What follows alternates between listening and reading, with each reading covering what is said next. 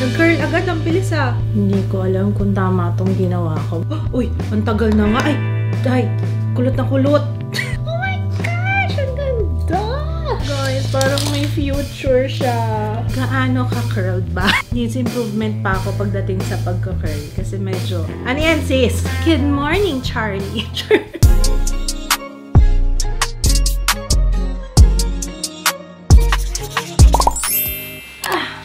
May binili ako sa TikTok, guys. Let's open this. At excited na akong gamitin. This will be my first impression review. Try natin kung okay. Ito ay ang Tough Mama Electronic Rollers. Alam nyo ba, guys, sa totoo lang, first time kong gumamit nito. Maniwala kayo sa hindi. Sa tagal-tagal kong naging kikay, first time ko palang talaga makatry nito. Ito yung pinakauna kong rollers. Ooh! Nabudol ako sa TikTok. Na naman. So, try natin to, no? In fairness, ang mura niya. Parang 1,000 plus lang yung bili ko dito. I mean, ang laki niya, ha? Parang nakikipagbunuan sa kahon dito. Ayan yung itsura niya. Glamorous curls in 30 minutes or less. NHT ER20. 20 pieces yung curling barrels dito. Hindi to sponsored. Binili ko to, guys, sa TikTok. Ang presyo niya ay 1,510.20. Yun yung bili ko sa kanya. Pero 1,879 yung kanyang regular price. Meron siyang tatlong barrel sizes. May 19mm. Ito yung pinakamaliit. May 24mm. And yung pinakamalaki is 28mm. Ito yun. So, ganyan yung itsura niya. Oh. Kailangan muna natin siyang painitin. Saksak muna natin. Ayan, nakasaksak na siya. So, paiinitin natin siya ng 5 minutes para sa 120 degrees Celsius. Pero ang gusto ko is 150 degrees Celsius. So, ano tayo? 10 minutes. Ito yung clamps. Tapos, meron din siyang clips yata ito. Okay, habang naghihintay tayong uminit siya, magre-ready muna ako ng aking face. So, ayan, mainit-init na siya. Nafe-feel ko na mainit talaga. Let's open and then kunin natin yung malaki gusto ko eh. Oh, mainit nga. Naku, marunong ba akong mag-ganito? So, hatiin natin sa gitna. Oh my goodness, sana marunong ako. Alam ko, iipit mo yung hair mo dyan. Tapos, pag ganere, tama ba? Yan. Hindi naman ganun nakakapaso. Sakto lang. Pwede naman. Oh my gosh. Sana tama itong ginagawa ko. Nasaan na yung clip? Ayan. Masyadong madulas yata yung hair ko. Uy! Nag-curl agad. Ang bilis ah. Ano bang easiest way? Tama, diba? Ipapasok mo yung hair mo pa ganyan, diba? Tapos saka mo siya i-curl like so. Ang galing. Meron siyang parang liha. Siguro para hindi dumulas yung buhok. So, ayan. Yung first. Tama ba itong ginagawa ko? Try natin yung isang size. Masyado yatang manipis yung lagay ko. Guys, no? Ano sa tingin nyo? O ba, ewan ko sa'yo. Meron siyang ganito.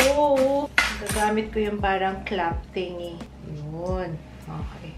Got it.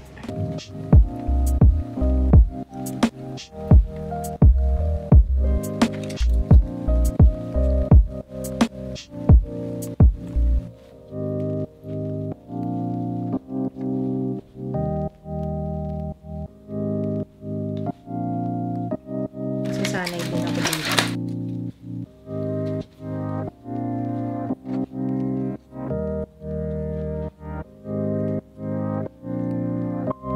Parang mali. Dapat palabas.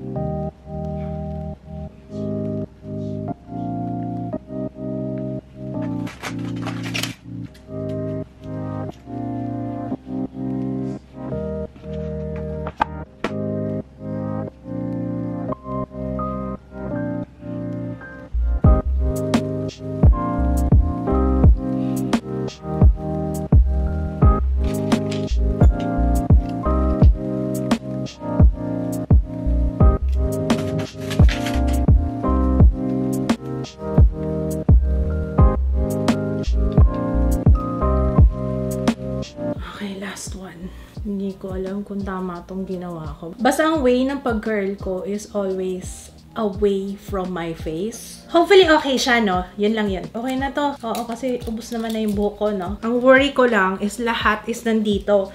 Nandito sa harap. Kasi syempre, hindi ko naman abot sa likod, diba? So, ayan na. Ang bigat ng ulo ko, no? May natira!